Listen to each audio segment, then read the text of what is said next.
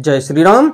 आइए चलते हैं हम आपको फिर पुनः प्रभु श्री राम के रामचरितमानस की कथा अयोध्या कांड में, जिसको सुनने और पढ़ने मात्र से ही हमारा आपका कल्याण हो जाएगा। तो देखा जाए तो 14 वर्ष के वनवास के दौरान प्रभु के श्री चरणों में निकल चुके हैं भरत भैया शत्रुघ्न और चतुरंगिणी सेना के साथ और माताओं के साथ, गुरु माताएं और गुरु के साथ यानी गुरु वशिष्ठ जी के साथ निकल चुके हैं। और वार्तालाप हो रही है कि प्रभु को 14 वर्ष के वनवास के दौरान वन में रहना होगा या प्रभु अयोध्या लौटेंगे, इसके लिए वार्तालाप हो रही है। तो इस कथा को मैं आपको ले चलता हूं प्रभु श्री राम के रामचरितमानस के अयोध्या कांड में। ओम श्री जानकी वल्लभो विजयते। इससे पहले विघ्नों को हरने वाले भगवान गणेश और विद्या की प्रदायिनी मां सरस्वती के श्री चरणों में शीश नवाते हुए विनम्र निवेदन करूंगा कि हमारे देश संसार में जहां भी प्रभु श्री राम के रामचरितमानस की कथा हो रही हो, उसे संपन्न करने में अपना पूर्ण योगदान दें। उसके साथ साथ हमारे ऊपर भी अपनी कृपा बनाए रखें कि मैं अपने मुखार बिंदु से प्रभु श्री राम के श्री चरणों में समर्पित होने वाले जो भी राम भक्त हैं उनके तक इस कथा को पहुंचाने का पूर्ण प्रयास करूं और वो इस कथा को सुन के अपने पुण्य के भागी बने। तो आइए चलते हैं हम आपको प्रभु श्री राम के रामचरितमानस के अयोध्या कांड में। जे गुरुपद अंबुज अनुरागी ते लोकौ बेदौ बड़ भागी, राउर जा पर अस अनुरागु को कही सकई भरत कर भागु। जो लोग गुरु के चरण कमलों के अनुरागी हैं वे लोक में लौकिक दृष्टि से भी और वेद में परमार्थिक दृष्टि से भी बड़भागी होते हैं। फिर जिस पर आप गुरु का ऐसा स्नेह है उस भरत के भाग्य को कौन कह सकता है। लख लघु बंधु बुद्धि सकुचाई, करत बदन पर भरत बड़ाई। भरत कहीं सोई किए भलाई, अस कही राम रहे अर गाई। तो छोटा भाई जानकर भरत के मुंह पर उसकी बड़ाई करने में मेरी बुद्धि सकुचाती है। फिर भी मैं तो यही कहूंगा कि भरत जो कुछ कहे वही करने में भलाई है। ऐसा कहकर श्री रामचंद्र जी चुप हो गए। और उसके बाद अब देखा जाए कि आगे की कथा हमको क्या मोड़ दिखाती है। तब मुनि बोले भरत सन, सब सकोच तजितात। कृपा सिंधु प्रिय बंधु सन, कहो हृदय के बात। तो तब मुनि वशिष्ठ जी भरत जी से बोले, हे तात, सब संकोच त्याग कर कृपा के समुद्र अपने प्यारे भाई से अपने हृदय की बात कहो। देखा जाए तो गुरु वशिष्ठ भरत जी से कह रहे हैं कि भरत प्रभु के श्री चरणों में समर्पित होके जो कुछ कहना हो प्रभु से निसंकोच भाव से कहो, क्योंकि प्रभु का हृदय तो समुद्र से भी गहरा है कि इनका कोई था नहीं लगा सकता। ये आदेश कर रहे हैं गुरु वशिष्ठ भरत जी से कि आप जो भी आपके हृदय की बात है उसको आप कहिए प्रभु के श्री चरणों में समर्पित होके प्रभु श्री राम से। तो सुन मुनि बचन राम रुख पाई, गुरु साहिब अनुकूल अघाई। लख अपने सिर सब छरु भारू, कहीं न सकहीं कछु करहि विचारू।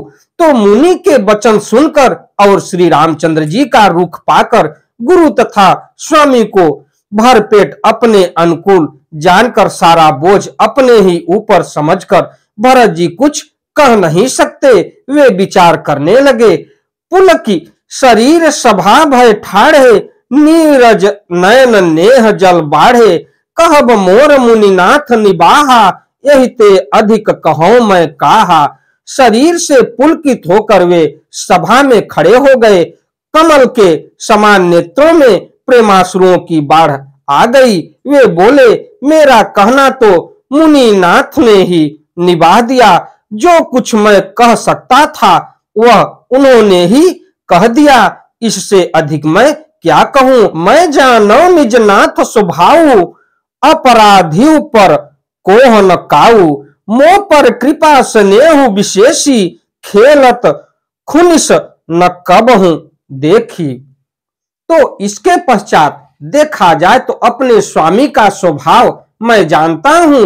वे अपराधी पर भी कभी क्रोध नहीं करते। मुझ पर तो उनकी विशेष कृपा और स्नेह है। मैंने खेल में भी कभी उनकी रीस अप्रसन्नता नहीं देखी। तो ये भैया भरत कह रहे हैं प्रभु के लिए कि वो तो अपराधी को भी क्षमा करते हैं और उसके ऊपर भी कभी नाराज नहीं हुए। ये मर्यादा पुरुषोत्तम प्रभु श्री राम की महिमा है। शिशुपन ते परिहरहु न संगु, कबहु न किन्ह मोर मन भंगु। मैं प्रभु कृपा रीति जिय जोही, हारे हूं खेल जिता वही मोही। तो देखा जाए तो कितनी ऊंची बात भैया भरत ने बोल दी कि खेल खेल में मैं जब हारता था तो हमको प्रभु ही जिताते थे, यानी प्रभु श्री राम और उनके बड़े भ्राता। तो बचपन से ही मैंने उनका साथ नहीं छोड़ा और उन्होंने भी मेरे मन को कभी नहीं तोड़ा। मेरे मन के प्रतिकूल कोई काम नहीं किया। मैंने प्रभु की कृपा की रीति को हृदय में भली भांति देखा, अनुभव किया है। मेरे हारने पर भी खेल में प्रभु मुझे जिता देते थे। महु स्नेह सकोच बस, सन्मुख कही न बैन। दर्शन त्रिपित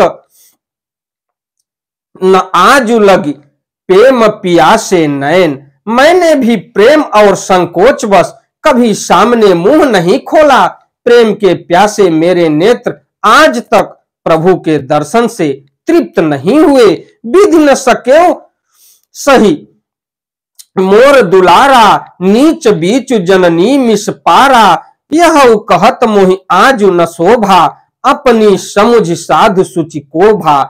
तो परंतु विधाता मेरा दुलारा न सह सका।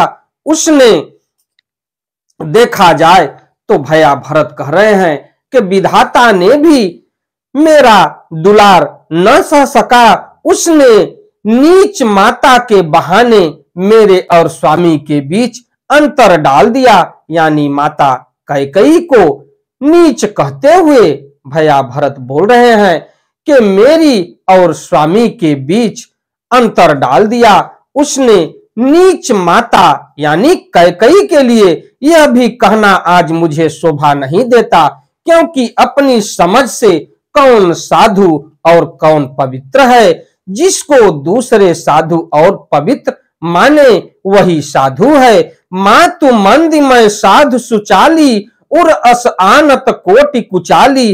फरई की कोदौ बाली सुशाली, मुक्ता प्रसव की संबुक काली। माता नीच है और मैं सदाचारी और साधु हूं, ऐसा हृदय में लाना ही करोड़ दुराचारों के समान है। क्या कोदो की बाली उत्तम धान फल सकती है? क्या काली घोंघी मोती उत्पन्न कर सकती है? ये भैया भरत कह रहे हैं कि कोदो की बाली क्या उत्तम धान को पैदा कर सकती है? ऐसा नहीं हो सकता।